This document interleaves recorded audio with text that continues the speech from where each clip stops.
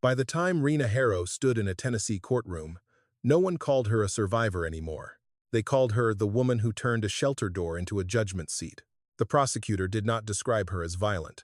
He did not need to. He held up folders instead, thin manila folders with bent corners, missing notes, changed risk scores, signatures that did not belong where they were placed.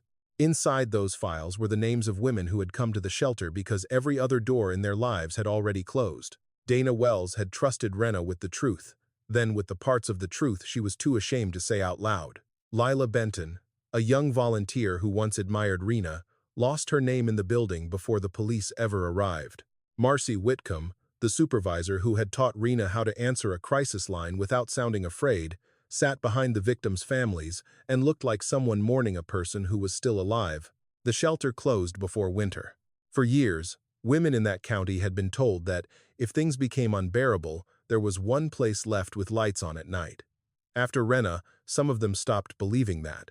They stopped calling. They stopped filling out forms. They stopped trusting the voice on the other end of the line when it said, "You are safe here." And that was what made the case so unbearable. Rena Harrow had once been the child on the other side of that same kind of door.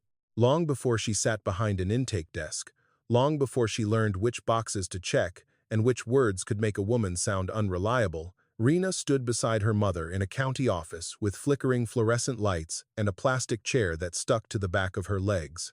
Her mother had brought a trembling voice, a bruised spirit, and a story she could barely tell. The woman behind the desk had brought a policy manual. Not enough proof. Rena did not understand the words then. She only understood the sound her mother made when hope left her body quietly, because even grief seemed afraid of being too loud in that room. Years later, Rena would know exactly how much damage those words could do, and still, she would write her own version of them on someone else's file. The judge asked Rena Harrow to stand. For a moment, the room made no sound except the scrape of her chair against the floor.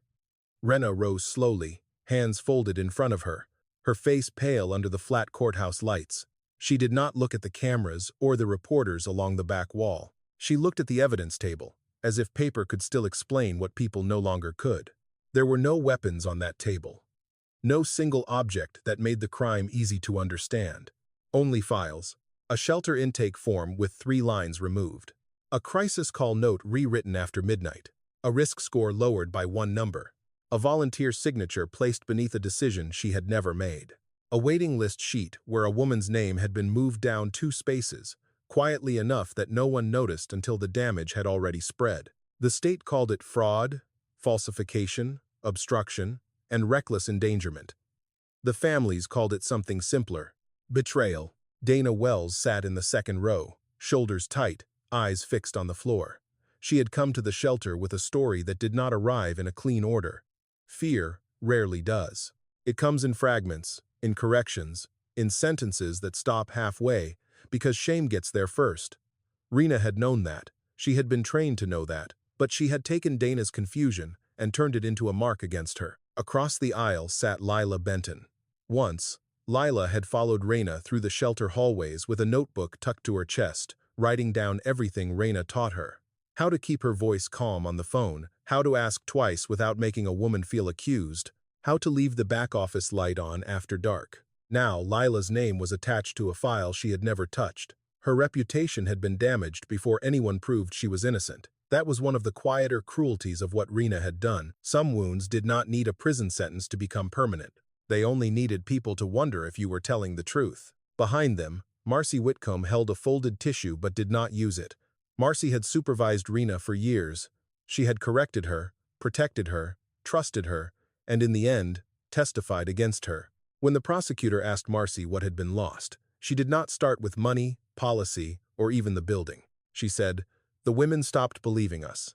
That sentence moved through the courtroom heavier than any legal term, because the shelter had not been just a building off a county road. It had been a promise, a porch light, a number written on a bathroom wall, a place whispered about when someone needed to leave but had nowhere to go. After the investigation, the sign came down. The phone line went quiet. The rooms were emptied. Rena listened as if each detail were being read from a life that belonged to someone else. But it did belong to her.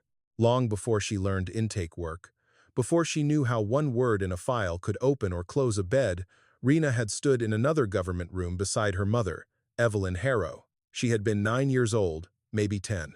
Old enough to understand fear, too young to understand policy. Evelyn had worn her good blouse that day, the one with a missing button hidden under a sweater. She had brushed Rena's hair in a gas station bathroom because the trailer's water had been shut off again. On the bus ride into Chattanooga, Evelyn kept one hand around a grocery bag filled with papers, rent receipts, school notes, a photograph of a broken door frame, names written on envelopes. Rena remembered the office, smelled like old coffee and floor cleaner. She remembered the hum of the vending machine. She remembered a woman behind the desk, flipping through the papers, without ever really looking at Evelyn's face. Then came the words that would live inside Rena longer than any prayer.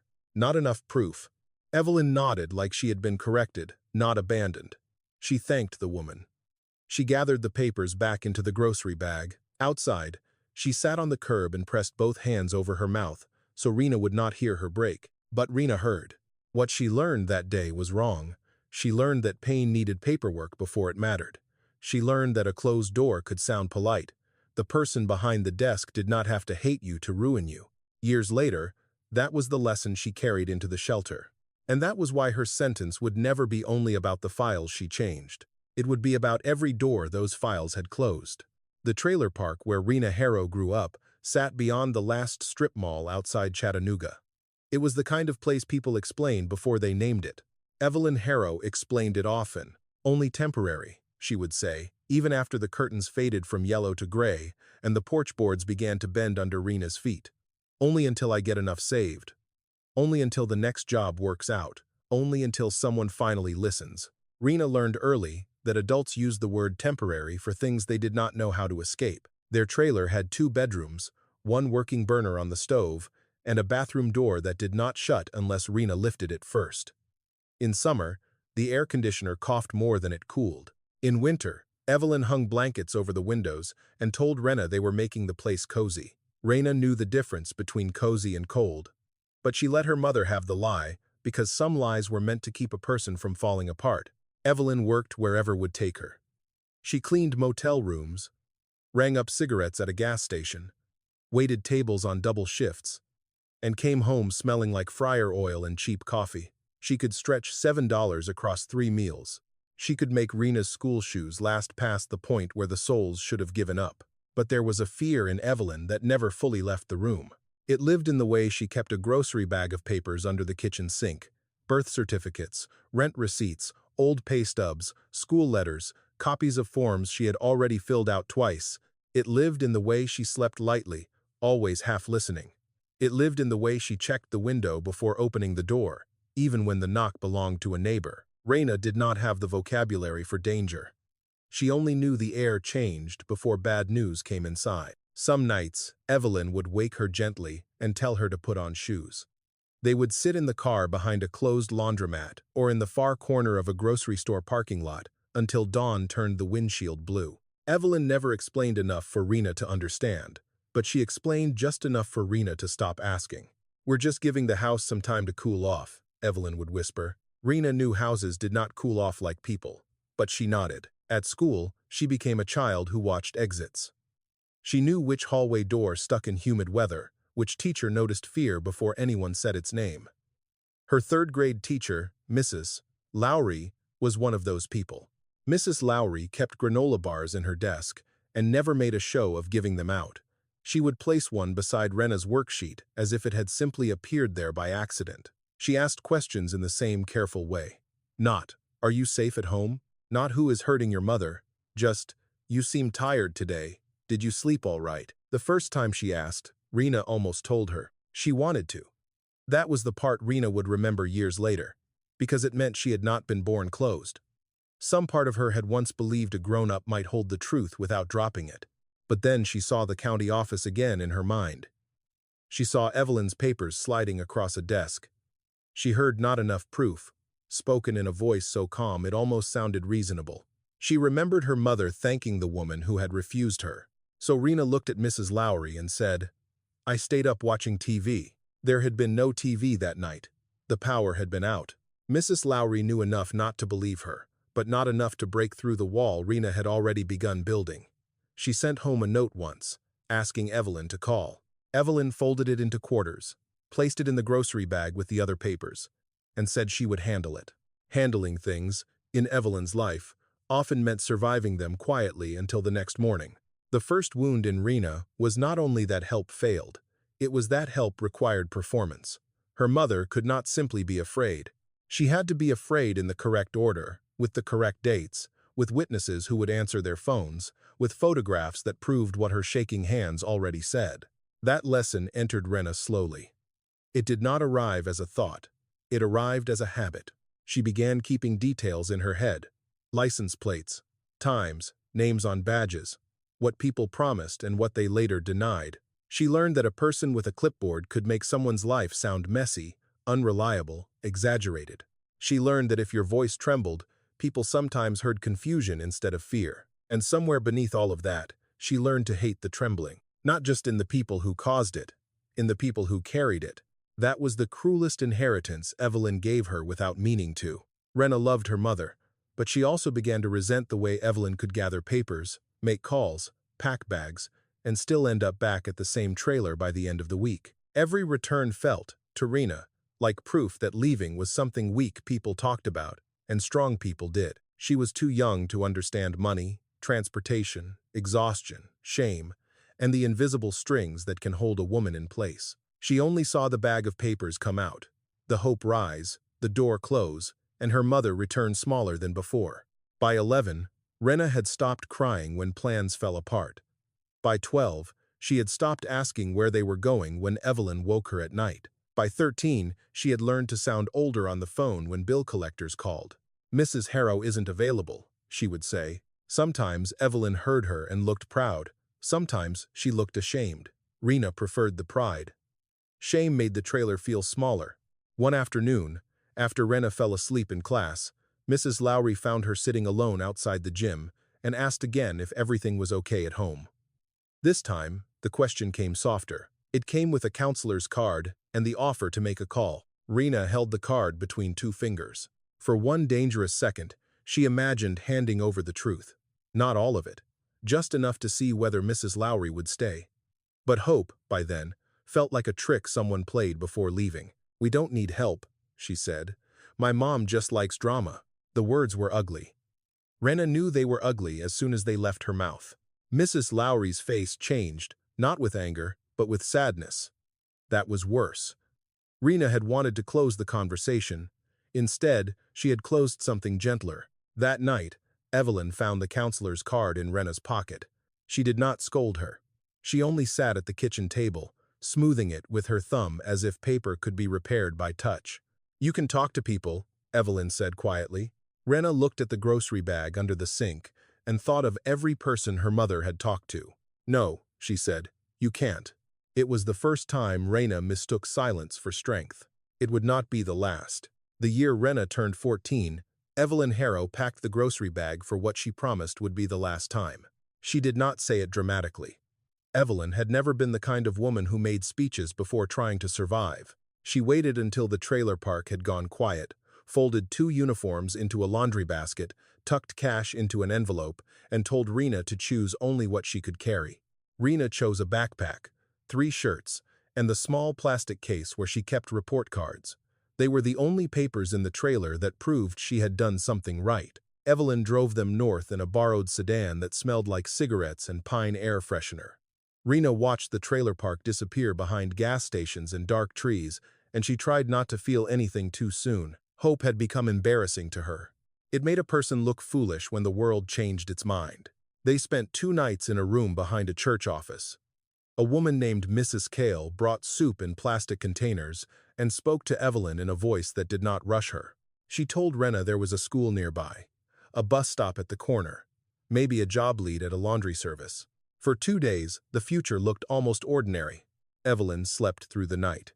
Rena noticed because she woke several times expecting the old sounds and found only the hum of a box fan. In the morning, her mother made coffee in the church kitchen and laughed when the filter folded wrong. It was a small laugh, thin and surprised, but it startled Rena with how much she wanted to hear it again. Then the phone calls started. Evelyn stepped outside to answer them. She came back quieter each time. Mrs. Kale offered to change the number, to help with forms, to call someone who knew the process better. Evelyn nodded, thanked her, gathered pamphlets, and set them beside the grocery bag. The bag, Rena noticed, had started to look less like a plan and more like a weight. On the third afternoon, Evelyn said they needed to go back for a few things. Rena understood before the sentence finished. No, she said. Evelyn kept folding the donated blanket. Just for today. You always say that. Her mother's hands stopped. For one moment, Evelyn looked less like a mother than a woman caught between two cliffs. She said, "You don't understand everything." That was true. Rena did not understand everything. She did not understand how rent deposits worked, how threats could travel through old employers, how a person could be free on paper and trapped in every practical way. She did not understand how exhaustion could make danger feel familiar and safety feel impossible. But she understood the car turning south. She understood the church parking lot shrinking behind them. That night, Rena slept in her clothes and hated herself for having believed in the church room. After that, something in her changed, not all at once. She still went to school. She still helped Evelyn count coins for gas and stood in grocery aisles doing math in her head before placing anything in the cart. But tenderness became dangerous to her. When Evelyn cried, Rena's first feeling was no longer fear, it was anger. When Evelyn said she was trying, Rena heard an excuse. When Evelyn laid papers across the kitchen table and asked Rena to help sort them by date, Rena did it with a cold, efficient silence that made her mother stop asking. There was an older woman, 2 trailers down, named Mrs. Haskett, who saw more than Rena wanted her to. One evening, she found Rena sitting beside the gravel road with her backpack between her knees. "You can sleep on my couch," Mrs. Haskett said. "Just tonight, if that's all you want." Rena wanted to say yes so badly that it made her mean. "We're not charity," she said. Mrs. Haskett did not flinch. "I didn't call you charity." But Rena heard it anyway. Kindness made her feel visible in the worst way. It showed people exactly where her life had holes. At home, Evelyn was sitting at the kitchen table with a stack of forms. The overhead light buzzed. Her work shoes were still on, and one heel had split along the side. "Where were you?" Evelyn asked. "Out. I worry when you leave like that." Rena laughed once, without humor. "Now you worry?" Evelyn's face tightened. "Don't talk to me that way." "Why not?" Rena said. "You talk to everyone else. Caseworkers, churches, teachers, hotlines. You tell them everything, and we still end up here." The sentence landed hard. Rena knew it had. She watched it move across her mother's face. She could have stopped. She could have apologized. Some part of her even wanted to. Instead, she kept going. "Maybe they don't help because they know you'll come back anyway." Evelyn looked down at the papers in front of her. For a long time, she said nothing. Then she gathered them carefully, tapping the edges into a neat stack, as if order could protect whatever dignity remained. Rena went to her room and shut the door. The victory she expected never came. There was no relief in hurting her mother. Only a sick, bright shame she did not know where to put. So she put it where she was learning to put everything, behind a harder version of herself. By high school, Rena had become the girl who never asked for rides, never cried in bathrooms, never accepted free lunch even when she qualified. She worked part-time at a diner, turned in assignments early, and made adults feel successful for not having to worry about her. That was the trick she learned. If you made yourself efficient, people stopped looking too closely. Underneath it, Rena's belief hardened. People who needed help were not innocent in her mind anymore. They were risky. They were messy. They could make you hope, then drag you back to the same place. She still loved Evelyn. That was what made it unbearable. Love did not soften the anger. It only gave the anger somewhere to root. The final collapse of home did not come with a single dramatic night. It came in smaller departures. Evelyn stopped asking Rena what she thought. Rena stopped telling Evelyn where she was going. They lived in the same trailer like 2 people waiting for different buses. When Rena finally left at 17, she did not hug her mother goodbye. She left a note on the kitchen table beside the grocery bag. "I can't keep watching you choose this." It was a cruel note because it sounded like certainty, and certainty is easy when you are young enough not to know the full cost of other people's choices. Evelyn kept the note anyway. Rena would not learn that until years later. By then, she would be sitting behind a different desk, reading other women's stories with the same cold certainty she had once used on her mother. And when those women hesitated, contradicted themselves, or returned to the places they had promised to leave, Rena would feel the old disgust rise before compassion had time to speak. She would call it judgment. She would call it procedure. But it began here. In the collapse of a home she did not know how to mourn. Rena Harrow left the trailer park with $83, a backpack, and the kind of pride that makes hunger feel like discipline for a while. At 17, she told herself she had escaped. In truth, she had only changed the shape of survival. She rented a corner of a room from a woman who worked nights, then lost it when the woman's cousin moved in. She slept on a coworker's floor for 6 days. Then, in a motel room she could afford only because the night clerk let her pay late. She learned which diners needed breakfast servers, which gas stations hired without too many questions, and which managers smiled like kindness but kept one hand near the schedule, ready to erase her hours. She was good at being useful. That was how Rena survived the first year away from Evelyn. She showed up early. She covered shifts. She never asked for advances, even when her stomach cramped from cheap coffee and crackers. If a customer yelled, she apologized before she knew what she had done wrong. If a manager hinted that she should be grateful, she smiled in the correct way. Gratitude, she discovered, was another uniform poor people were expected to wear. At night, she wrote numbers on napkins. Rent, bus fare, laundry, food, the clinic bill. The math never worked unless she removed something necessary. So she removed meals first, then heat, then sleep. Still, she did not call Evelyn. Calling would mean admitting that leaving had not made her free. It had only made her lonely somewhere else. There was a women's outreach office downtown, not a shelter exactly, but a place that helped with temporary housing vouchers and job placement forms. Rena passed it 3 times before walking in. The 4th time, rain had soaked through her shoes, and she was carrying all her clothes because the motel had changed locks after she missed a payment. The woman at the front desk asked for her name, age, employment status, current address, family contacts, and whether she was in immediate danger. Rena looked at the form and felt the old county office air move through her lungs. Immediate danger. She knew what answer opened more doors. She also knew her real answer was complicated. She was not safe, but no one was following her. She had no home, but she had chosen not to return to the one she came from. She was not lying about need. She was lying about the shape of it. The caseworker, Miss Arlen, had kind eyes and a tired voice. She told Rena there was a waiting list, but some cases could be prioritized if there was documented risk at home.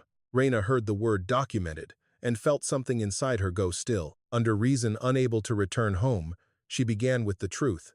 Conflict with mother, no stable housing. Then she stopped. Conflict sounded ordinary. No stable housing sounded like poor planning. She could already imagine someone reading the line and deciding she had made her own mess. So Rena changed it. She did not invent a dramatic story. She was too careful for that. She took pieces of truth, sharpened their edges, and arranged them in a way that made refusal harder. She wrote that returning home would place her at risk because of prior household instability, threats, and lack of protective support. She listed nights spent in parking lots without explaining whose fear had put her there. She wrote Evelyn's choices as if they were Evelyn's crimes. When Miss Arlen read the form, her face softened. That softness should have made Rena feel safe. Instead, it made her feel powerful. 3 weeks later, Rena received a temporary voucher. She cried in the bathroom of the diner where she worked, not because she felt rescued, but because the words had worked. A few lines had done what begging never had. The right version of a story had opened a room. Then she saw the other woman in the outreach office. Her name was Tanya or Tanya. Rena could not remember which. She had 2 plastic bags, swollen feet, and a cough she tried to hide in her sleeve. Rena had seen her filling out the same packet. Now the woman was arguing quietly with the receptionist, asking how long the wait would be. Rena knew, with cold clarity, that the voucher she held had not appeared from nowhere. Someone else had moved down. For a moment, she considered going back to Miss Arlen, not to confess everything, just to explain that maybe her form sounded worse than it was. Maybe someone else needed the room more. But the motel lock had already turned against her once. The rain had already found the holes in her shoes. Pride could survive hunger, but it could not survive the thought of giving away the first safe bed she had ever won for herself. So she folded the voucher into her pocket and walked past the woman without looking at her face. That was Rena's first fall, not because she needed help. Needing help was not a sin, not because she shaped her story under pressure. People in desperate places often learn to speak in the language systems understand. The fall was what came after. She knew another person might pay for the version she had written. She knew the form had turned Evelyn into a cleaner villain than life had ever allowed her to be. She knew Miss Arlen had trusted the paper because Rena had made the paper easy to trust, and she chose the room anyway. For months, Rena told herself it had been survival. Maybe it had been, but survival had given her a taste of something more dangerous than safety. It had shown her that truth was not the strongest thing in a file, presentation was. After that, Rena became careful with language in a new way. She noticed how caseworkers wrote non-compliant when they meant exhausted. She noticed how landlords wrote difficult when they meant poor. She noticed how employers wrote unreliable beside the name of anyone who could not afford a car. Words were not descriptions, they were levers. By 19, Rena had learned to pull them. She did not see herself becoming cruel. She saw herself becoming fluent. Every system had a language, and every language had doors hidden inside it. The child who had watched Evelyn fail to be believed now believed she had found the rule her mother never understood. Do not simply tell the truth. Tell the version that survives being read by someone with power. That belief kept Rena alive for a while. Later, it would help her destroy people who came to her with trembling voices and unfinished stories. When Rena first walked into Haven House, she was not looking for redemption. She was looking for extra hours. The shelter sat behind a Baptist thrift store on the edge of the county road, a low brick building with security lights, a buzzer at the front entrance, and donated curtains in the windows that never quite matched. On paper, it was called a transitional safety residence for adult women in crisis. To the women who arrived there with duffel bags, prescription bottles, court papers, and children's drawings folded into purses, it was something simpler, a place where the night might not follow them inside. Rena had been working the motel desk when she saw the flyer taped near the vending machine. Volunteers needed, evening shifts, meal prep, phone coverage, intake support after training. The word intake caught her attention before any other. It sounded clean, ordered, a place where someone's chaos became lines on a page. She applied because the volunteer coordinator said strong candidates could be considered for paid support roles later. That was all Rena told herself. A practical choice. Then she met Marcy Whitcomb. Marcy was in her late 50s, with silver hair cut short and a voice that could slow panic without becoming soft. She treated the shelter like a promise that had to be kept correctly, even when everyone was tired.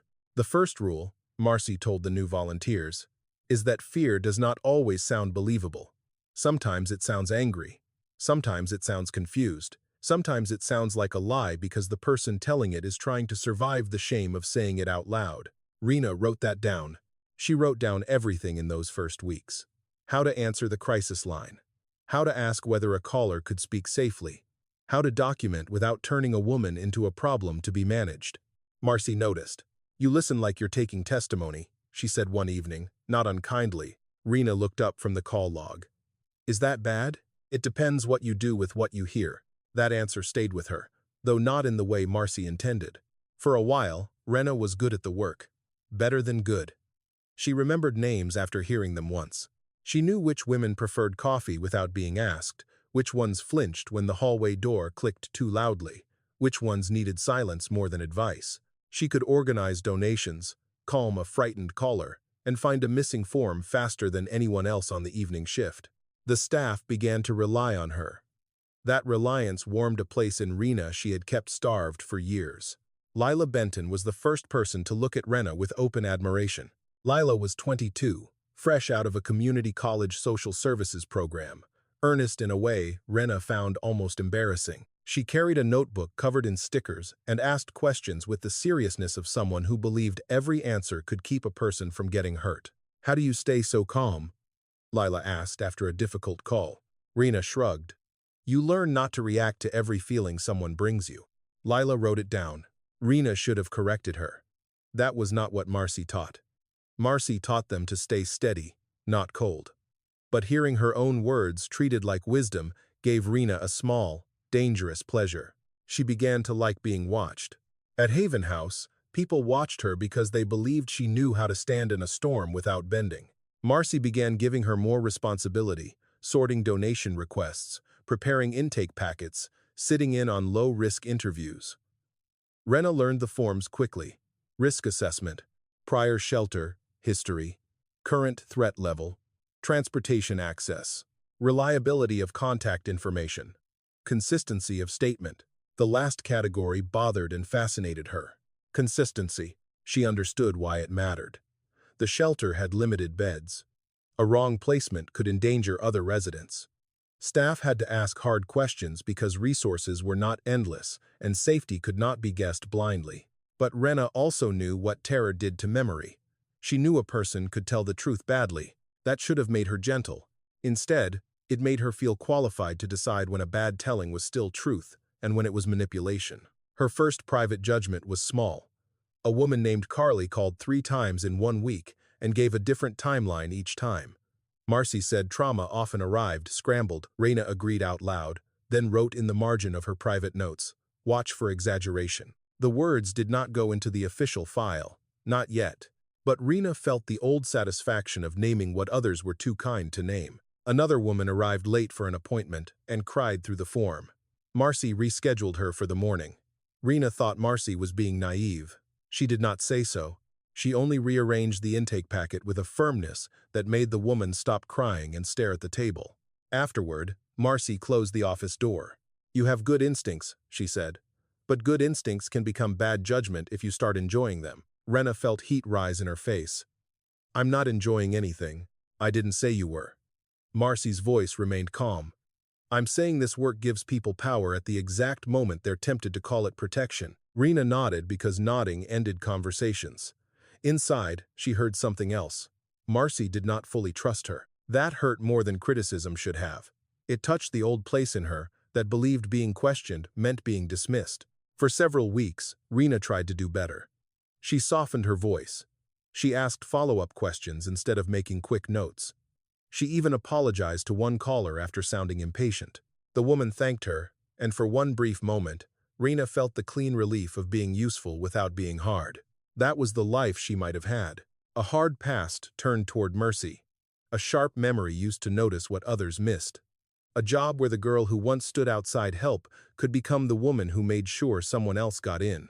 But healing requires more than proximity to pain.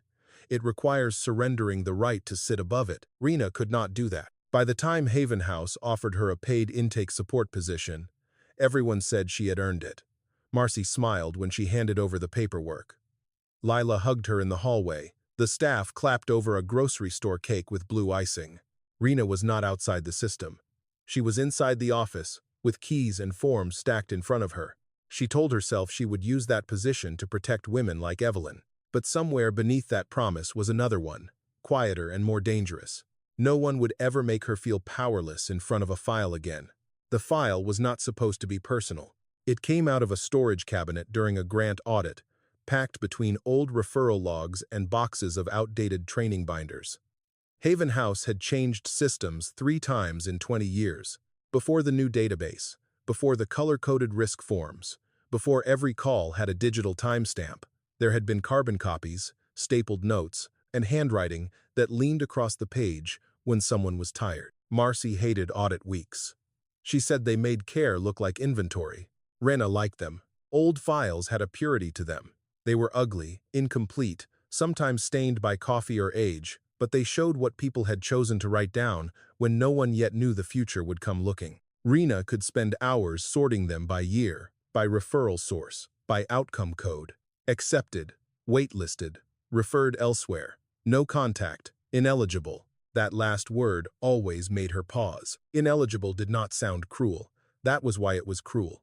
It turned a closed hand into office language. She was entering names into a spreadsheet when she saw it.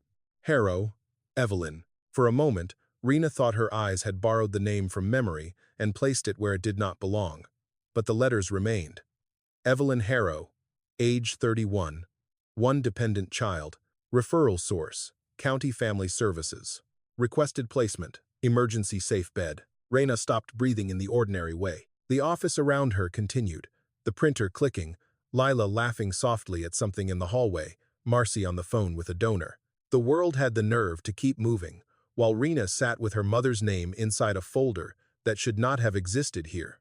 She opened it. There was not much. That was the first insult. A life that had swallowed Rena's childhood took up 6 pages and 2 loose notes. One intake sheet, partially filled out. One call log with a time written in the corner. A photocopy of an identification card. A note from County Family Services saying applicant reports household instability, insufficient corroborating documentation at this time. One line near the bottom read, "Caller became emotional, difficult to clarify timeline." Rena read that sentence 3 times. Caller became emotional. She could see Evelyn in it. Not the full woman. Not the mother who worked doubles and folded socks in the blue light of a television with no cable. Not the woman who knew how to make coffee grounds last 2 mornings. Just a caller. Emotional. Difficult. Then she found the final note. No emergency placement approved. Not enough proof of immediate risk. Advise follow-up. The words did not shock her. Shock belonged to surprises. This was worse. This was confirmation. All her life, Rena had carried that day as a child's memory. The chair sticking to her legs, the woman behind the desk, Evelyn gathering papers with shaking hands. Now the memory had paperwork. The refusal had a file number. The abandonment had been archived. She should have taken the folder to Marcy. That would have been the honest thing. Maybe not the comfortable thing, but the honest one. Marcy would have closed the office door, sat with her, maybe explained what Haven House had been then and what it was now. Maybe she would have said the old system failed Evelyn. Maybe she would have said failure was exactly why the work had to be done carefully now.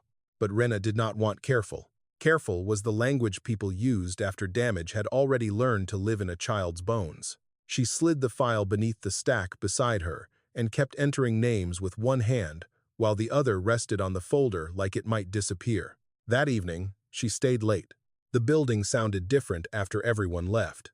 The refrigerator hummed in the common kitchen. A pipe knocked somewhere in the wall.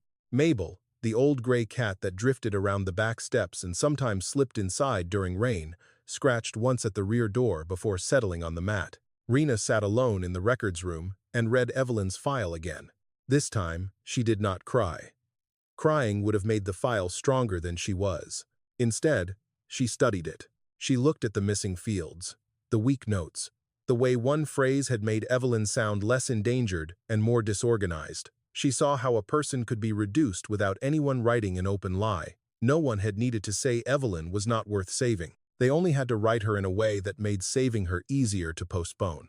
That was the lesson Rena took from the folder. Not that records should be handled with humility. Not that frightened people deserve patience when their stories arrive broken. Not that a bad note can become a lifelong wound. The lesson she chose was darker. Someone always shapes the record. Better it be her. Over the next month, Rena changed in ways small enough for other people to miss. She became quieter during intake reviews. She asked fewer open questions and more precise ones. When a caller contradicted herself, Rena did not think. Trauma can scramble memory. She thought, this is where the file turns. Her first change was almost invisible. A woman named Janelle came in after missing 2 previous appointments. The official note from another worker said, missed appointments due to transportation issues. Rena knew that was probably true. The bus line to the shelter was unreliable, and Janelle lived outside the regular route. Still, Rena added one sentence to the internal summary before sending it forward. Pattern of inconsistent follow-through. It was not exactly false. That was how she excused it. Janelle had missed appointments. There was a pattern if Rena wanted to see one. But the sentence shifted the weight of the file. Transportation became character. Poverty became unreliability. Rena stared at the screen before saving. Her finger hovered long enough for guilt to speak. Then another voice answered, colder and more familiar. If someone had written Evelyn correctly, everything might have been different. She clicked save. No alarm went off. No one knocked on the door. The shelter continued breathing around her. That was the frightening part. Wrongdoing did not always announce itself. Sometimes it entered a system as a sentence that sounded professional. After that, the line moved. Not dramatically. Rena did not wake up and decide to ruin lives. She began by telling herself she was improving clarity. She removed language she considered too sympathetic. She highlighted contradictions. She tightened summaries until people sounded more certain or less deserving than they had sounded in person. Marcy noticed the tone before she noticed the pattern. "You're writing harder lately," she said. Rena kept her eyes on the screen. "Harder or clearer?" Marcy did not answer immediately. Those are not always the same thing. The old shame rose in Rena so fast it felt like anger. Marcy had not meant to accuse her. But accusation was what Rena heard whenever someone questioned the way she handled a file. Somewhere inside her, a child still stood beside Evelyn, watching a stranger decide what counted as real. "I'm trying to keep the reports useful," Rena said. Useful to whom? The question should have saved her. Instead, it offended her. That night, Rena went home with Evelyn's old file copied onto a flash drive in her purse. She knew she should not have taken it. She knew personal grief did not give her permission to remove shelter records. She knew Marcy would call it a boundary violation, maybe worse. But Rena told herself she was not stealing. She was preserving evidence. Evidence that the world had always been this way. Evidence that files had power long before she touched one. Evidence that if she did not control the words would control her. For the first time, Rena did not merely understand the system's language. She began to believe she had the right to rewrite it. By the time Rena became a full intake worker, Haven House trusted her with the front desk after dark. That meant something. It meant she had keys to the locked filing cabinets, access to the call logs, permission to sit across from a woman in crisis, and decide how urgent the next step should be. It meant her initials could move a case forward. It meant her summary could follow a woman into staff meetings where that woman would not be present to explain herself. Rena understood the importance of that power. What she did not understand, or refused to understand, was how much she had begun to want it. The shelter was under pressure that spring. Beds were full. Donations had slowed. The county wanted cleaner reports before renewing part of the funding. Calvin Reese, a board member with polished shoes and a voice made for donor lunches, began appearing at staff meetings with charts under his arm. "We have to show responsible screening," Calvin said. "The community supports us because we make careful decisions." Marcy's mouth tightened whenever he said careful. Rena watched him closely. Calvin never told anyone to deny help. He was too experienced for that. He talked about sustainability, liability, appropriate placement, documentation, quality. He praised staff, who produced clean files and warned against emotional intake work. Rena hated him at first. Then, slowly, she began to understand the room he belonged to. Calvin did not need to open a case file to influence one. He only had to make everyone aware of what a messy file might cost. That awareness settled over Haven House like dust. The phones kept ringing. Some women called once and disappeared. Some called 5 times before giving their real names. Some whispered, some shouted. Some contradicted themselves because panic had scattered the timeline. Rena knew all of this. She had been trained for it.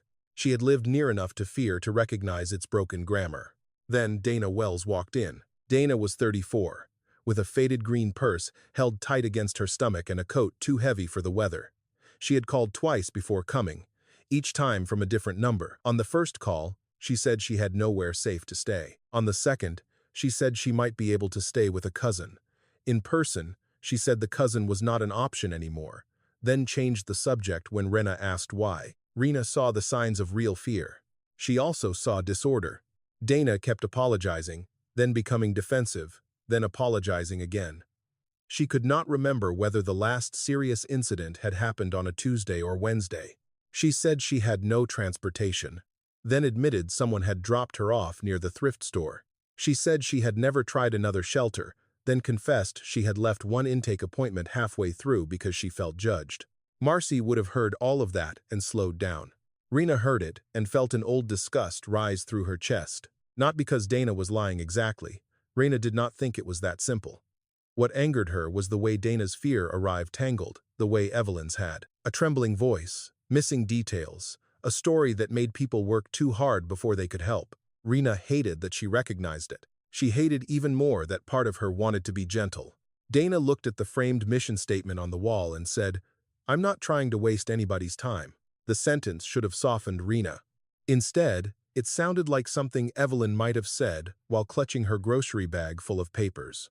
Rena clicked her pen. "I need you to understand that we have limited beds. If information changes, it affects our ability to place you safely. Dana nodded too fast. I know, I just get mixed up when I have to say it. Mixed up how? Dana stared at the table. There were moments in intake work when silence was an invitation. Marcy had taught Rena that. You did not rush it. You let the person gather enough courage to speak. Rena waited 6 seconds.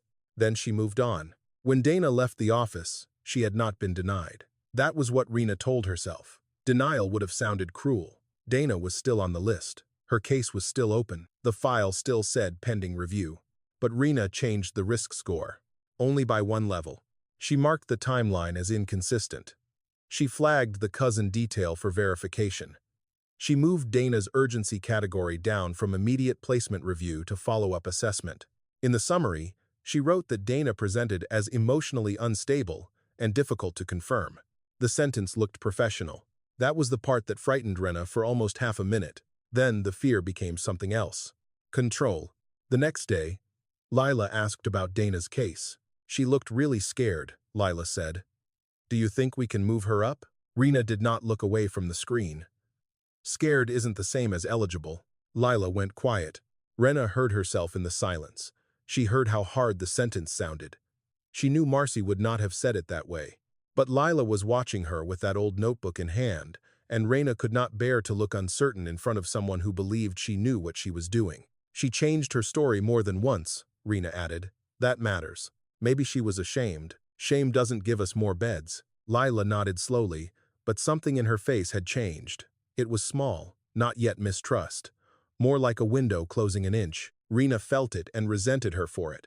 That afternoon, Marcy reviewed the file. Why did you lower this? She asked.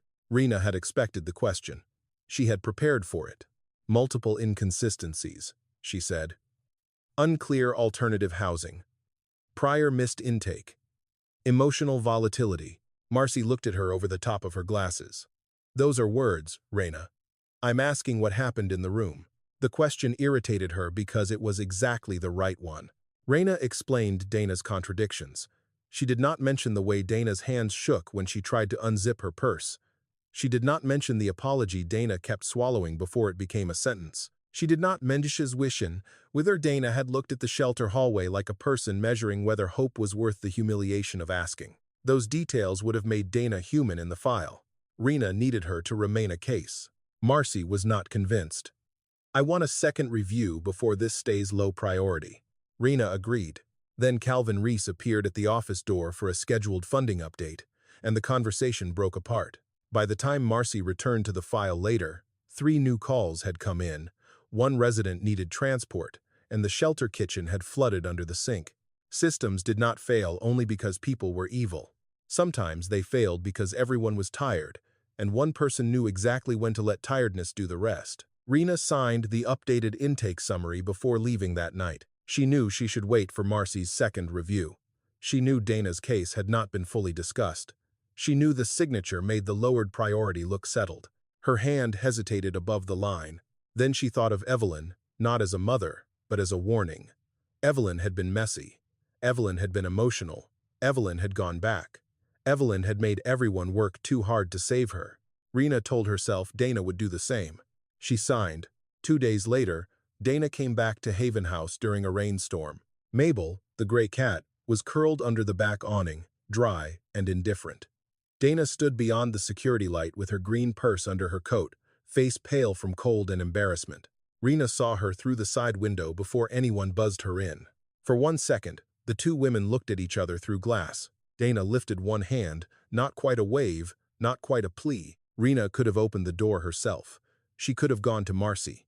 She could have said, I think I made this file harder than it should be. Instead, she turned away and called for Lila to handle the front. Not because Lila was better suited, because Rena did not want Dana looking at her while she decided how much truth to allow. That was the night Rena stopped merely surviving inside the system. She began using it. Marcy Whitcomb found the first mismatch on a Tuesday morning. It was not dramatic. Nothing about the beginning of accountability looked dramatic. It was a timestamp, a call note, and a signature that did not belong in the order the system claimed. Dana Wells had called at 7:42 p.m. The update to her file had been entered at 7:51. Lila Benton's initials appeared beneath a follow-up note at 7:58. But Lila had been in the kitchen then, cleaning water from under the sink with 2 residents and a stack of towels. Marcy remembered, because she had been there too, holding the flashlight while the maintenance man cursed softly at a broken pipe. At first, Marcy assumed the system had glitched. That was how decent people often begin when they love someone who has done wrong. They search for the version of the facts that lets them keep loving without fear. She printed the log and placed it beside Dana's paper file. Then she opened 3 more cases Rena had processed that month. 1 altered phrase might be carelessness. 3 became a pattern. By noon, Marcy's office door was closed. Rena saw the printed pages on the desk before she saw Marcy's face. The sight made her body go cold in a clean, efficient way, as if panic had learned how to stand still. "Sit down," Marcy said. Rena sat. For several seconds, Marcy did not speak. She touched the edge of Dana's file with 2 fingers, not opening it, not yet. Her face looked older than it had the day before. "I want you to tell me what happened with this case." Rena looked at the folder. "I documented what I saw. That is not what I asked." The old anger rose, but beneath it was fear. Marcy was not Calvin. Marcy did not speak in donor language or liability phrases. Marcy asked questions that made hiding feel childish. Rena said, "Dana changed her story multiple times. I know. She missed prior intake. I know. She gave conflicting information about where she could stay. I know that too." Marcy opened the folder. "What I do not know is why a case I marked for second review was signed off before I reviewed it." Rena felt the room narrow. There were answers she could give. Workload. Confusion. A misunderstanding about urgency categories. She could make any of them sound plausible because she knew exactly how plausible language worked. But Marcy kept looking at her, and for one terrible moment, Rena wanted to stop. She imagined saying it plainly. "I lowered the score. I was angry. She reminded me of my mother. I made her sound less believable because I did not want to feel sorry for her." The truth sat in her throat, heavy and almost alive. Then Marcy said, softer, "Rena, if something happened, this is the moment to tell me. Before the board sees it, before the county sees it, before someone else gets hurt by a file that can still be corrected." That was grace. Rena recognized it too late and too clearly. The offer did not feel like mercy. It felt like exposure. To accept it, she would have to become small in front of Marcy. She would have to become the girl at the county office again. The girl whose whole life could be summarized by someone else and judged from behind a desk.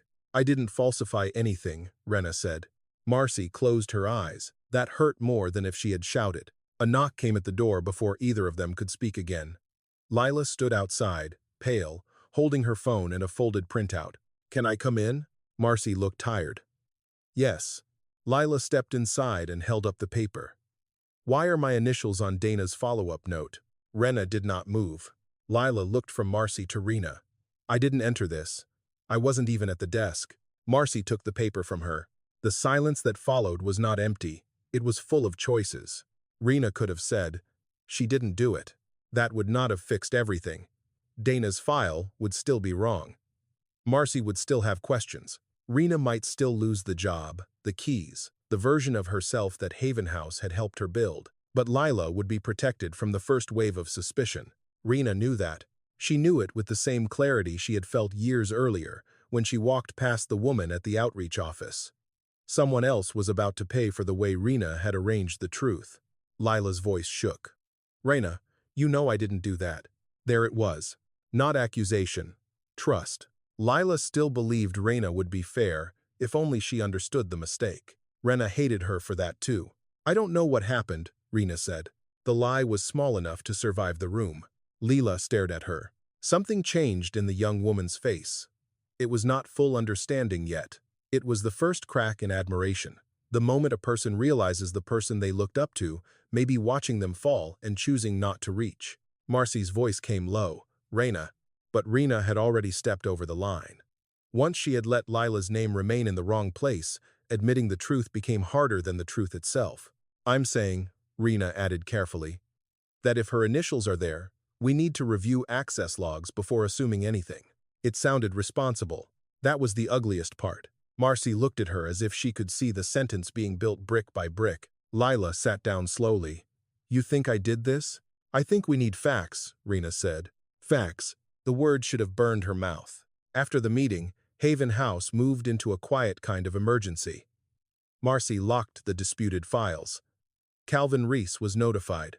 The board requested an internal review. Lila was removed from intake support until the access issue could be clarified. No one called it punishment. That made it worse. Lila still came in for meal service, but she stopped carrying the sticker-covered notebook. She stopped asking Rena questions. Once, in the supply room, she stood with a box of donated shampoo in her arms and said, "I would have told the truth for you." Rena could not answer, because she believed her. That night, Rena sat in her apartment with Evelyn's old file open beside Dana's printed intake summary. Two women, years apart, reduced by phrases that sounded official enough to survive being questioned. For the first time, Rena saw the full shape of what she was doing. She had not repaired the wound Evelyn left behind. She had built a desk on top of it. Her phone buzzed with a message from Marcy. "Come in early tomorrow. We need to talk before the board review."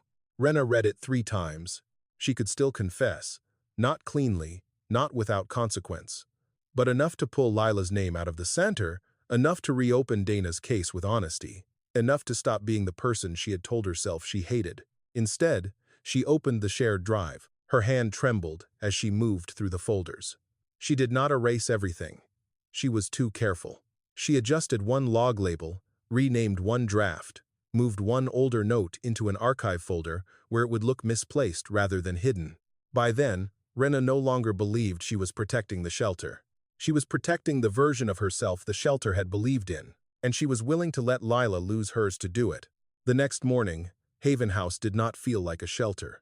It felt like a building holding its breath. The residents had not been told everything, but people in crisis learned to read silence better than announcements.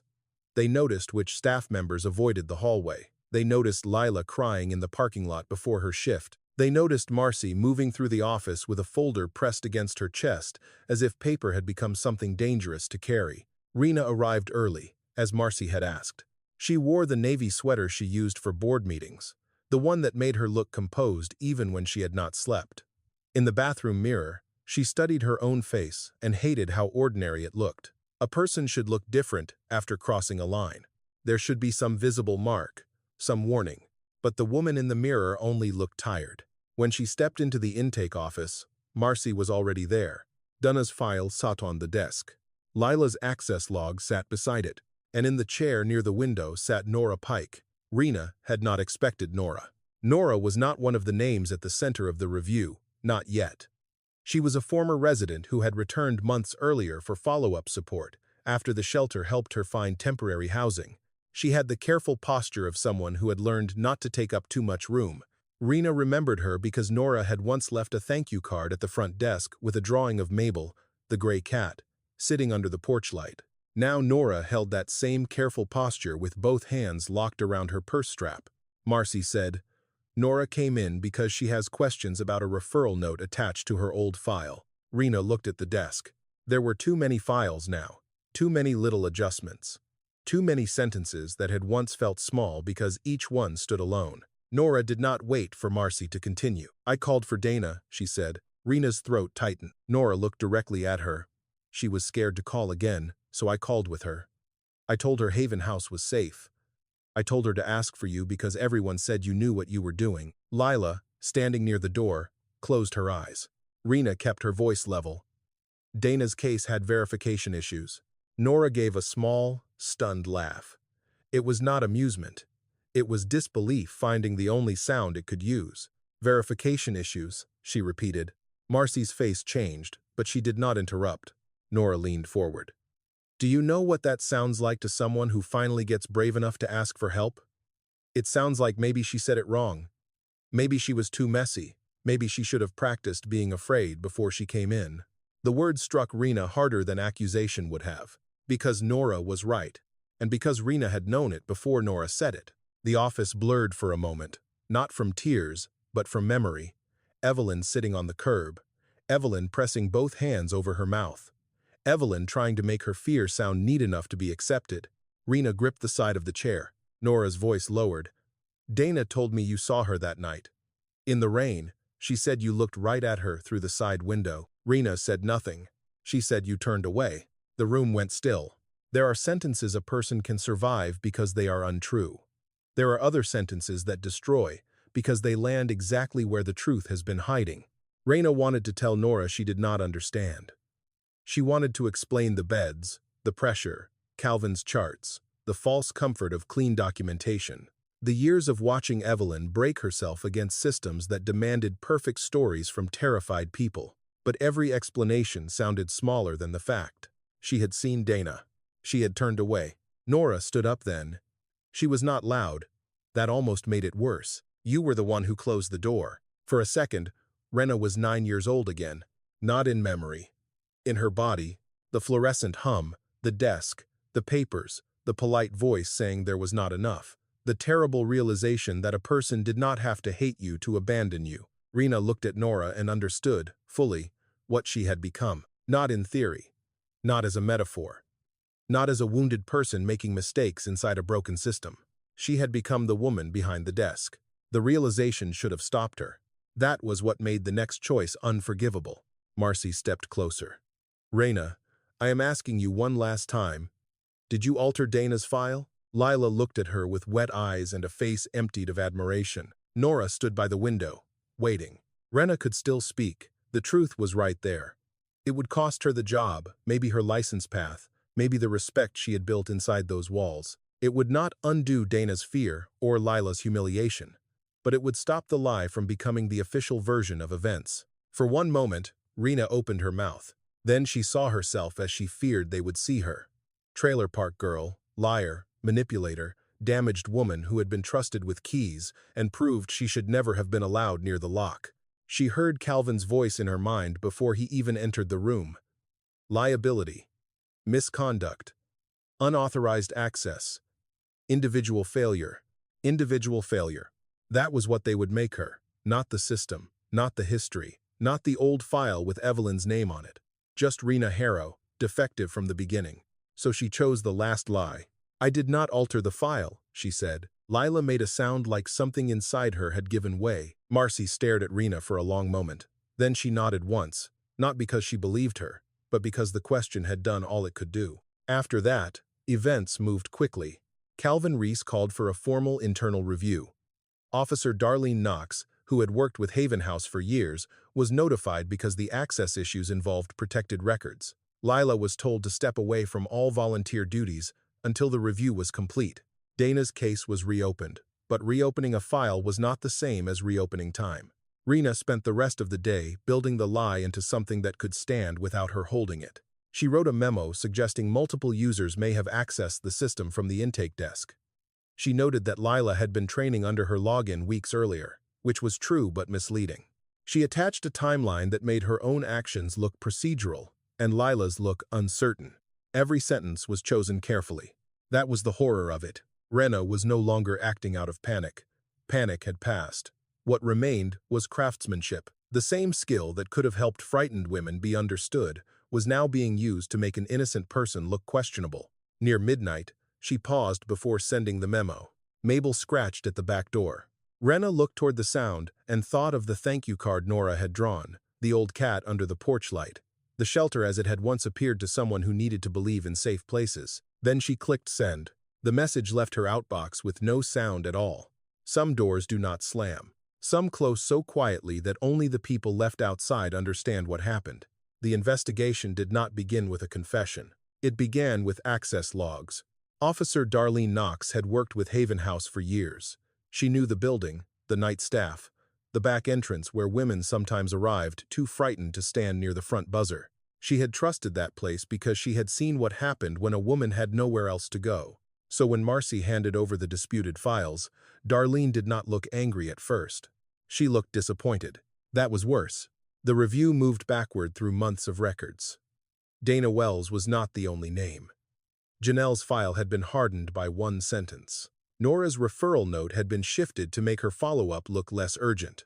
2 other women had been marked as inconsistent after calls that no longer matched the summaries entered later. None of it looked dramatic by itself. That had always been Rena's protection. 1 sentence at a time, 1 score lowered, 1 note moved, One frightened woman made to sound less believable than she had been in the room. Lila was cleared before the public knew her name had ever been questioned, but private damage does not wait for public proof. She had already heard the pause in people's voices. She had already watched staff members become careful around her. Even after Marcy apologized, even after Darlene confirmed Lila's access had been misused, something inside the young woman had changed. Admiration had turned into caution. And caution, once learned, is hard to unlearn. Dana Wells testified on the second day of trial. She did not give the courtroom the kind of story people expect when they want suffering to arrive in a clean shape. She stopped twice. She corrected herself once. She forgot a date and then remembered it after seeing a note. The defense tried to use that against her, but this time, the room understood. Fear does not always testify neatly. Dana looked at the jury and said, "I thought if I couldn't tell it right, maybe I didn't deserve help." No sentence in the trial explained Rena's crime better than that. Nora Pike testified after Dana. She spoke about the phone call, the night of the rain, and the way trust can become dangerous when it is placed in the wrong hands. She did not raise her voice. She did not have to. Then Lila took the stand. She wore a plain black dress and kept her hands folded tightly in her lap. When asked what Rena had taught her, Lila said, "She taught me how to listen without making people feel judged." The prosecutor waited before asking the next question. "And what did she do to you?" Lila looked at Rena for the first time that day. "She let people wonder if I was the kind of person who would abandon someone on paper." Marcy's testimony came last. She did not call Rena a monster. She did not give the courtroom that easy word. She said Rena had been wounded, talented, observant, and trusted. Then she said none of those things changed what Rena had chosen. "The women who came to us were already carrying enough shame," Marcy said. "Our job was not to make them sound perfect. Our job was to make sure fear did not have to perform well before we believed it." Rena sat at the defense table and listened. There were moments when regret moved through her so sharply she almost mistook it for innocence. She remembered Evelyn's old file. She remembered the grocery bag, the county office, the sentence that had followed her into adulthood. She wanted those memories to matter. They did matter, but not in the way she wanted. They explained where the wound began. They did not explain why she had placed her own hand over someone else's mouth. When the verdict came, the courtroom stayed quiet. Guilty on multiple counts of falsifying protected service records. Guilty on obstruction. Guilty on misuse of access credentials. Guilty on reckless endangerment tied to the handling of crisis placement decisions. The judge did not speak quickly. He said the law could recognize Rena's history without allowing it to swallow the names of the people she hurt. He said a shelter is not only a workplace, it is a place where the desperate hand over the most fragile version of the truth they have. To betray that truth, he said, was to strike at the very idea of refuge. Rena was sentenced to 17 years in state prison, with restrictions barring her from future employment in crisis services, victim advocacy, or protected records administration. No one cheered. Dana closed her eyes. Lila cried without covering her face. Marcy stared straight ahead, as if she had known the sentence would not give back what had been lost. Haven House never reopened under its old name. The building sat empty through winter, its windows dark, the donated curtains still uneven. Calvin Reese resigned from the board after the civil review criticized the shelter's oversight failures, but his resignation did not repair the trust that had been broken. Staff scattered to other jobs. Some women in the county began driving 2 towns over for help because the local number felt unsafe in their mouths. Mabel, the old gray cat, waited at the back steps for nearly a week after the closure. In the end, Nora took her home. It was a small mercy, almost too small to mention beside the damage. But small mercies were sometimes the only honest kind left. Nora put a blanket in a laundry basket near her kitchen window, and Mabel slept there under a square of morning light. Years later, in a prison interview, Rena was asked when she first understood what she had done. She did not mention the verdict. She did not mention the sentence. She said it was the moment Nora looked at her and told her she had closed the door. But by then, understanding had arrived too late to be useful to anyone but Rena. Dana still had to rebuild a life with a voice that doubted itself. Lila still had to learn that being betrayed did not make her foolish. Marcy still carried the names of women she believed she had failed to protect.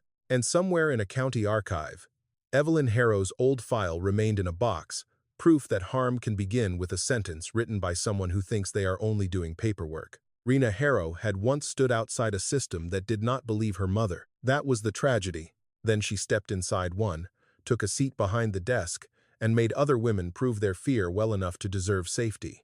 That was the crime. Understanding the first does not forgive the second.